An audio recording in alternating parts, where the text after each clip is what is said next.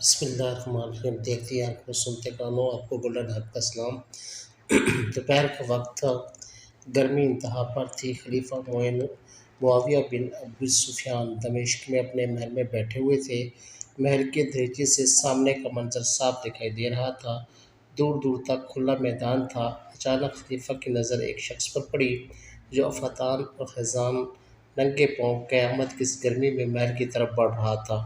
خلیفہ نے حاضرین کو مخاطب کر کہا، جس شخص کو اس گرمی میں بھی اس طرح سفر کرنے کی مجبوری ہے، اس سے زیادہ بد نصیب اور کون ہو سکتا ہے؟ حاضرین میں سے ایک شخص نے عرض کی، امیر المومنین، ممکن ہے کوئی حاجت اس سے آپ کے پاس کھینچ لائی ہو؟ خلیفہ نے کہا، واللہ اگر یہ شخص میرے پاس کوئی حاجت لے کر آیا ہے تو میں اس کی حاجت پوری کروں گا۔ پھر ایک خادم کو طلب کیا اور اسے حکم دیا کہ وہ دروازے پر کھڑا رہے، اور اگر یہ شخص مجھ سے ملاقات کرنا چاہے تو اسے میرے پاس آنے سے نہ روکا جائے۔ چند لمحے بعد وہ شخص خلیفہ کے سامنے حاضر تھا۔ خلیفہ نے اس سے پوچھا، کون سی حاجت تمہیں یہاں لائی؟ جناب، میں شکایت لے کر آیا ہوں، مجھ پر ظلم ہوا ہے، میں انصاف کا طلبگار ہوں۔ عرابی کس نے تم پر ظلم ڈھایا ہے؟ خلیفہ نے پوچھا۔ اس شخص نے جواب دیا، مروان بن حکم نے، جسے آپ نے ہمارا ولی بنا کر بھیجا ہے، اور یہ شخص ہمارے لیے وبال جان بن گیا ہے۔ میرے لیے اور میرے بیوی کے لیے تو اس شخص نے ظلم کی انتہا کر دی ہے۔ خدا را اپنے اس ولی کے خلاف میرے حق میں انصاف فرمائیے۔ خلیفہ نے کہا، عرابی، مجھے اپنا پورا قصہ سناؤ۔ عرابی بولا، جناب، میری ایک بیوی تھی، میں اس کا عاشق زاد تھا، ہمارے پاس اونٹ کا ایک قافلہ تھا جس سے ہم بآسانی زندگی گزر بسر کر لیتے تھے۔ پھر یوں ہو کہ ہمارے علاقے میں قحط پڑ گیا، میری حالت ابتر ہو گئی اور میرے پاس مال و دولت میں سے کچھ باقی نہ رہا۔ میری بیوی سعدیہ کے باپ کو جب میری حالت کی خبر ہوئی تو وہ زبردستی میری بیوی کو میرے گھر سے لے گیا۔ میں نے مروان بن حکم کو شکایت کی، مروان نے میری بیوی کے باپ کو بلا بھیجا۔ اس نے مروان کے سامنے غلط بیانی سے کام لیا اور کہا کہ میری بیٹی سعدیہ اس مفعول الحال شخص کے ساتھ رہنے کے لیے رضامند نہیں۔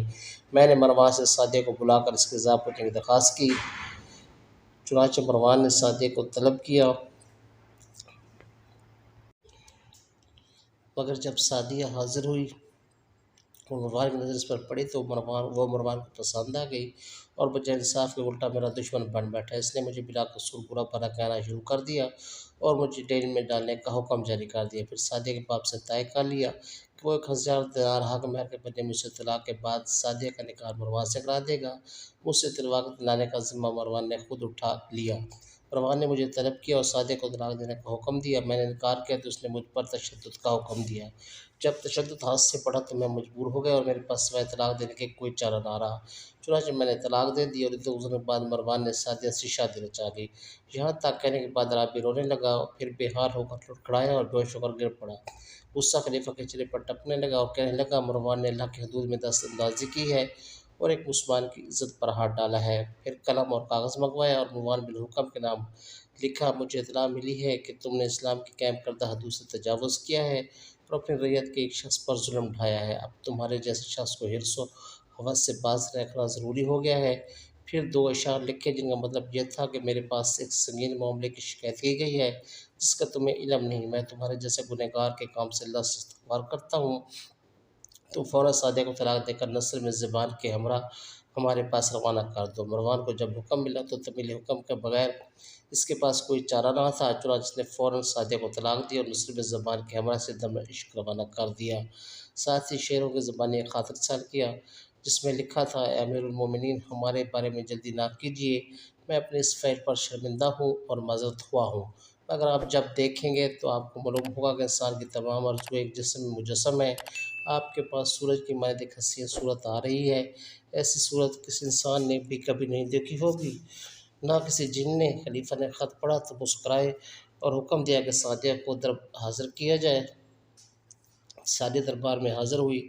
جب خلیفہ کی نظر اس پر پڑی تو واقعہ خلیفہ نے محسوس کیا کہ وہ حسن و جمال میں اپنا ثانی نہیں رکھتی۔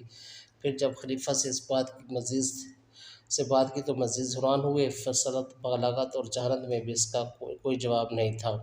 پھر انہوں نے میاں بیوی کے باہمی خلوص کو پرکھنا چاہا اور رابی کو مخاطب کر کے کہا، تجھے اس کے بغیر کوئی سکون نہیں آتا، میں اس کے عوض تجھے چاند جیسی حسین و جمیل 3 کنیزیں عطا کروں گا اور ہر کنیز کے ساتھ 1000 دینار عطیہ بھی ملے گا، اور پھر تجھے بیت المال سے اتنا کچھ عطا کروں گا کہ ہمارے لیے کافی ہو جائے گا۔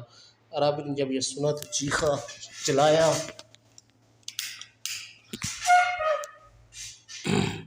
मरवान बिन हुक्म के जुल्म के खिलाफ मैंने आपसे इंसाफ मांगा था, मैं अपने हुक्म के जुल्म के खिलाफ इंसाफ किससे मांगूंगा? खलीफा मुस्कुराए बोले, तुझे इकरार है कि तूने सादिया को तलाक दे दी थी? मरवान भी उससे तलाक देने का इकरारी है। अब हम सादिया को इख्तियार देते हैं कि वो जिसे चाहे अपने लिए इख्तियार करे। फिर सादिया की तरफ देख कर कहने लगे, सादिया अब तुम बोलो, अब तुम किसे इख्तियार करना चाहती हो और तुम्हें कौन ज़्यादा पसंद है? तीनों शख्सों के दरमियान तुम्हें फ़ैसला करना है। इनमें से एक अमीरुल मोमिनीन अपने महल व हशम व खुज़ाम के साथ है, दूसरा है मुरवन बिन हुक्म अपने जुल्म व होश के साथ, और तीसरा है अराबी अपने अफलास और बदहाली के साथ। सादी ने शेरों के ज़माने में फ़ौरन जवाब दिया, ये शख्स मुफलिस और बदहाल है, मगर मेरे नज़दीक अपनी सारी कौम और सारे रुज़ू से ज़्यादा बाइज़्ज़त है और ये मुझे अज़ीज़ तर है। फिर कहने लगी, ए अमीरुल मोमिनीन, ज़माने के हवादास और वक्त की तब्दीली से मैं शिकस्त खुर्दा नहीं होंगी। मेरा और अराबी का साथ बड़ा पुराना है जिसे फरमोश नहीं किया जा सकता और ना ही इस मोहब्बत को ख़त्म किया जा सकता है। जब मैंने खुशहाली के ज़माने में इसकी रफ़ाकत से लुत्फ़ उठाया है तो अब परेशानी में भी मेरा सबसे ज़्यादा हकदार है। खलीफा ने जब सादिया की ये वफ़ा और खलूस देखा तो मुसर्रत से झूम उठे और बोले, सादिया, मैंने तुम्हारे खलूस और वफ़ा का इम्तिहान के लिए ये बातें कही थी, तुम इम्तिहान में पूरी उतरी हो। वाक़या एक मुसलमान की बीवी का अखलाक ऐसा ही होना चाहिए। फिर सादिया और इसके अराबी खामिद को 2,000 दिनार अता किए जाने का हुक्म सदर फरमाया।